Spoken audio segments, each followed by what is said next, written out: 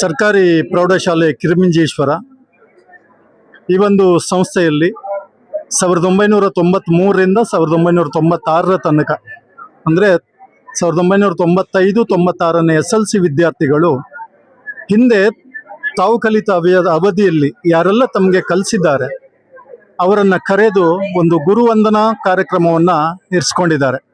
ಬೆಳಗಿನಿಂದ ಒಂದು ವಿಶೇಷವಾದ ಕಾರ್ಯಕ್ರಮ, ಒಂದು ಅದ್ಧೂರಿಯಾದ ಅಸೆಂಬ್ಲಿ ನಡೀತದೆ. ಹಾಗೆ ಎಲ್ಲ ಶಿಕ್ಷಕರನ್ನದವ್ರನ್ನ ಸ್ವಾಗತಿಸಿಕೊಂಡು ಎಲ್ಲ ವಿದ್ಯಾರ್ಥಿಗಳು ತಮ್ಮ ತಮ್ಮ ಹಿಂದಿನ ಅನಿಸಿಕೆಗಳನ್ನು ಇಲ್ಲಿ ಪ್ರಸ್ತುತಪಡಿಸಿ ಈ ಒಂದು ಕಾರ್ಯಕ್ರಮವನ್ನು ಯಶಸ್ವಿಗೊಳಿಸಿದ್ದಾರೆ. ದೂರದ ಊರಿಂದ ನಿವೃತ್ತರಾದ ಹಿಂದಿನ ಶಿಕ್ಷಕರು ಬಂದು ಈ ವಿದ್ಯಾರ್ಥಿಗಳ ಕಾರ್ಯವನ್ನು ಶ್ಲಾಘಿಸಿದ್ದಾರೆ. ಇದೊಂದು 30-35 ವರ್ಷದ ಹಿಂದಿನ ಜನರನ್ನ, ವಿದ್ಯಾರ್ಥಿಗಳನ್ನ, ಗುರುಗಳನ್ನ ಒಂದು ಮಾಡಿದ್ದು ಇದೊಂದು ಅತ್ಯಂತ ಪ್ರಮುಖವಾದ ಮತ್ತು ಮಹತ್ತರವಾದ ಕಾರ್ಯಕ್ರಮ ಅಂತ ಹೇಳಲಿಕ್ಕೆ ತುಂಬಾ ಖುಷಿ ಆಗ್ತದೆ. ಇದರಲ್ಲಿ ಭಾಗವಹಿಸಿದಂತ ಎಲ್ಲ ಹಿರಿಕಿರಿಯ ಶಿಕ್ಷಕರೊಂದದವರು ಕೂಡ ತುಂಬಾ ಸಂತೋಷವನ್ನ ವ್ಯಕ್ತಪಡಿಸಿದ್ದಾರೆ. ಹಾಗೆ ಈ ಮಕ್ಕಳಿಗೆ ಒಂದು ಕನಸಿದೆ, ಏನಂದ್ರೆ ತಾವು ಕಲಿತ ಶಾಲೆಗೆ ಏನಾದರೂ ಒಂದು ಕೊಡಬೇಕು ಅನ್ನುವ ನೆಲೆಯಲ್ಲಿ ಇವತ್ತಿನ ಕಾರ್ಯಕ್ರಮವನ್ನು ಸಂಘಟನೆ ಮಾಡಿ ಉಳಿದ ಹಣವನ್ನು ಶಾಲೆಗೆ ದೇಣಿಗೆ ರೂಪದಲ್ಲಿ ಕೊಟ್ಟು ತಾವೊಂದು ಸೇವಾ ಮನೋವೃತ್ತಿನ ಒಂದು ಬೆಳೆಸ್ಕೊಳ್ಬೇಕು ಅನ್ನುವ ನೆಲೆಯಲ್ಲಿ ಸಾಗ್ತಾ ಇದ್ದಾರೆ. ಈ ವಿದ್ಯಾರ್ಥಿಗಳ ಮುಂದಿನ ಭವಿಷ್ಯ ಚೆನ್ನಾಗಿರಲಿ, ಅವರಿಗೆ ದೇವರು ಚೆನ್ನಾಗಿಟ್ಟಿರಲಿ ಅಂತ ನಾನು ಎಲ್ಲರ ಪರವಾಗಿ ಹಾರೈಸ್ತೇನೆ. ನಾನಂತೂ ಅತ್ಯಂತ ಖುಷಿಯಿಂದ, ನನ್ನ ಜೊತೆ ಎಲ್ಲ ಮಿತ್ರರು ಕೂಡ ಇದ್ದಾರೆ.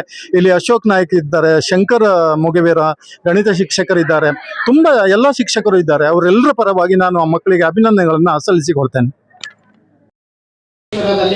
ಗೌರವ ಶಿಕ್ಷಕರಾಗಿ ಸೇವೆ ಆರಂಭಿಸಿದ ತಾವು ಪ್ರಥಮವಾಗಿ 24ನೇ ವಯಸ್ಸಿನಲ್ಲಿ 1994 ಸೆಪ್ಟೆಂಬರ್ 14ರಂದು ತಲ್ಲೂರು ಪ್ರೌಢಶಾಲೆಯಲ್ಲಿ ಸಹ ಶಿಕ್ಷಕರಾಗಿ ನೇಮಕ ಪಡೆದು ನಂತರ ಉಪ್ಪುಂದ ಪದವಿಪೂರ್ವ ಕಾಲೇಜ್ ಪ್ರೌಢಶಾಲೆ ಸೇವೆ ನಂತರ 2020 ನವೆಂಬರ್ 9ರಂದು ಮುಖ್ಯೋಪಾಧ್ಯಾಯರಾಗಿ ಸರ್ಕಾರಿ ಪ್ರೌಢಶಾಲೆ ಬಿಜೂರು, ಅಲ್ಲಿಂದ 1924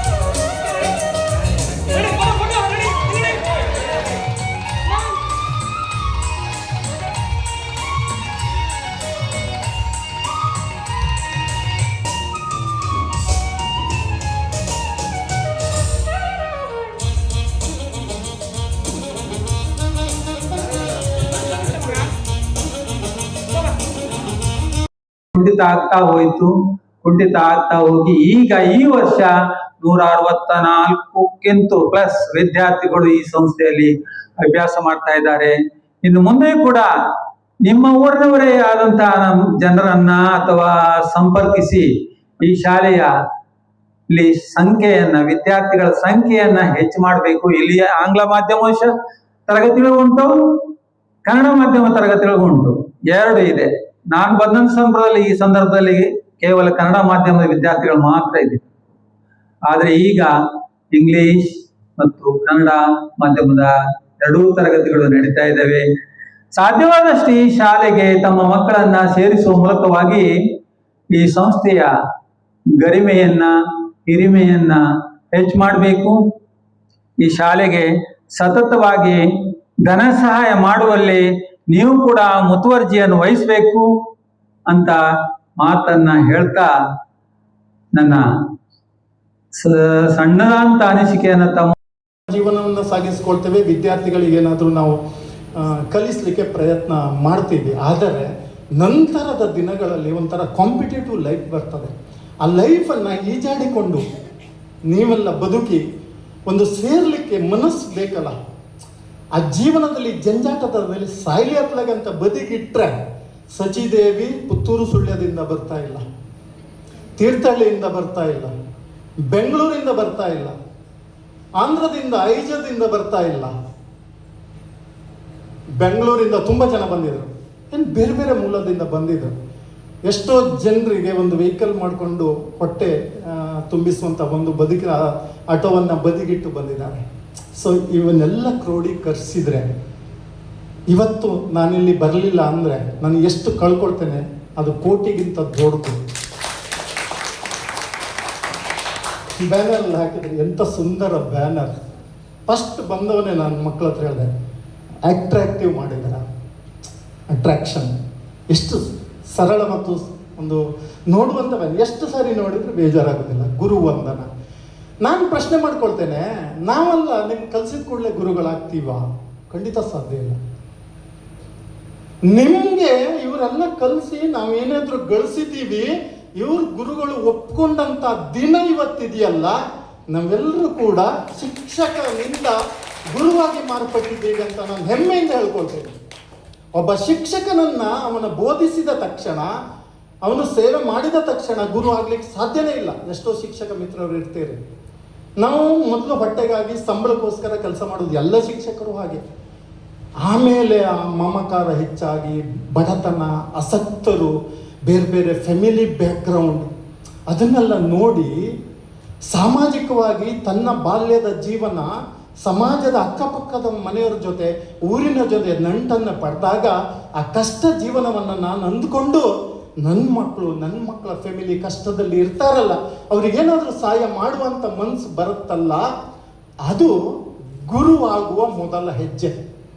ಪಾಠ ಪ್ರವಚನ ಬೇಕಷ್ಟು ಚಂದ ಮಾಡಿ ಎಲ್ಲರೂ ಮಾಡ್ತಾರೆ. ಸೊ ಆ ನೆಲೆಯಲ್ಲಿ ನಾವೆಲ್ಲರೂ ಕೂಡ ನಿಮ್ಮನ್ನು ಸೇರಿಕೊಂಡು ಮಾಡಿದ್ದೀವಿ. ನಿಮ್ಮ ಮೇಲೆ ಪ್ರಭಾವ ಬೀರುವಂಥ ನಮ್ಮ ಗುರುಗಳು ಅನ್ನುವ ಒಪ್ಪುವಿಕೆ ಇದೆಯಲ್ಲ, ಅದು ಸಾಮಾನ್ಯದ ಕೆಲಸ ಅಲ್ಲ. ಒಟ್ಟಾರೆಯಾಗಿ ಒಂದು ಸ್ಟಾರ್ಟಿಂಗ್ ಬಂದ ಕೂಡಲೇ ನಾನು ಪ್ರೋಗ್ರಾಮ್ ಚಾರ್ಟ್ ತಗೊಂಡೆ. ಅಚ್ಚುಕಟ್ಟಾಗಿ ಪ್ರೋಗ್ರಾಮ್ ಹಾಕ್ಕೊಂಡಿದ್ರು, ಒಂದು ಚಂದ ಟೈಮಿಂಗ್ ಅದೆಲ್ಲ ಮಾಡ್ಕೊಂಡಿದ್ರು. ಸೊ ಒಟ್ಟು ಸೇರಿಸಿ ಹಿಂದೆ ತುಂಬ ಕಷ್ಟಪಟ್ಟಿದ್ರು. 70 ಜನ ಬಂದರು, 70 ಜನ ಇಲ್ಲಿ ದುಡಿಲಿಕ್ಕೆ ಆಗೋದಿಲ್ಲ. ಯಾಕಂದರೆ ನಾನು ತುಂಬ ಸಂಘ ಸಂಸ್ಥೆಯಲ್ಲಿದ್ದೆ. ಯಾರು ಮುಂದೆ ಇರ್ತಾರೆ ನೋಡಿ, ಅವರಿಗೆ ಮುಂದೆ ಹೋಗಲಿಕ್ಕೆ ಕಷ್ಟ, ಮುಂದೆ ಹೋಗದೆ ಇದ್ರೆ ಕಾರ್ಯಕ್ರಮ ಆಗೋದಿಲ್ಲ. ಎಷ್ಟೋ ಒಂದು 8-10 ಜನ ಕಣ್ಣಲ್ಲಿ ನೀರು ಹಾಕಿರ್ಬೋದು ಈ ಕಾರ್ಯಕ್ರಮ ಮಾಡಲಿಕ್ಕೆ. ಅದರ ಶ್ರಮ ಇದೆಯಲ್ಲ, ಇವತ್ತು ಅವರಿಗೆಲ್ಲ ಖುಷಿ. ನಾನು ಹೆಸರು ಹೇಳೋದಿಲ್ಲ, ಅವರು ಮುಂಚೂಣಿಯಲ್ಲಿ ದುಡಿದ್ರಲ್ಲ, ಅವ್ರು ಎಷ್ಟೇ ದುಡಿದ್ರು ಕೂಡ, ಕಣ್ಣೀರು ಹಾಕಿದ್ರು ಕೂಡ, ಅದು ಅವ್ರು ಮಾತ್ರ ದುಡಿಮೆ ಅಲ್ಲ, ಇಡೀ ತಂಡದ ದುಡಿಮೆ. ಇಡೀ ತಂಡಕ್ಕೆ ನಾನು ಎಲ್ಲವರ ಪರವಾಗಿ ಈ ಕಾರ್ಯಕ್ರಮಕ್ಕೆ ನಾನು ನಮಸ್ಕಾರವನ್ನು ಮಾಡ್ತೇನೆ. ನಮಸ್ಕಾರ. ಹಾಗೆ ನನ್ನ ಪ್ರೀತಿಯ ಮಕ್ಕಳೇ, ವಿದ್ಯಾರ್ಥಿ ಮತ್ತು ಊರಿನ ನಾಗರಿಕರೇ, ಇವತ್ತು ನಾನು ಗುರುವಂದನಾ ಕಾರ್ಯಕ್ರಮದಲ್ಲಿ ಭಾಗವಹಿಸಲಿಕ್ಕೆ ಈ ಮಕ್ಕಳೇ 30 ವರ್ಷಗಳ ಕಾಲ ಸತತವಾಗಿ ಬೆಂಗಳೂರಲ್ಲಿ ಹೋಟ್ಲು ಮಾಡ್ಕೊಂಡಿದ್ದೆ. ಕೊರೋನಾದ ನಂತರ ಊರಿಗೆ ಬಂದು ಕೃಷಿ ಮಾಡಿಕೊಂಡು ಪಯಣ ಟೂರಿಸಂ ಅನ್ನುವಂಥ ಮಂಗಳೂರು ಇದರಲ್ಲಿ ಮ್ಯಾನೇಜ್ಮೆಂಟ್ ಮಾಡ್ತಾ ಕೆಲವು ಸಲ ಟೂರ್ ಇದ್ದಾಗ ಹೋಗಿ ನನ್ನ ಸೇವೆಯನ್ನು ಸಲ್ಲಿಸ್ತಾ ಇರ್ತೀನಿ. ನನಗೊಂದು ಸಲ ನಿಮ್ಮೆಲ್ಲರ ಹೆಸರು ಬೇಕು. ಒಬ್ಬೊಬ್ಬರಿಗೆ ನಿಂತು ನಿಮ್ಮ ಹೆಸರು, ಸಾಧ್ಯ ಆಗಲಿ ಉದ್ಯೋಗ ಹೇಳಿದ್ರು ತೊಂದರೆ ಇಲ್ಲ. ಯಾಕಂದ್ರೆ ಹೆಲ್ಪ್ ಆಗ್ತದೆ ನೋಡ್ತೇನೆ ನಾನು.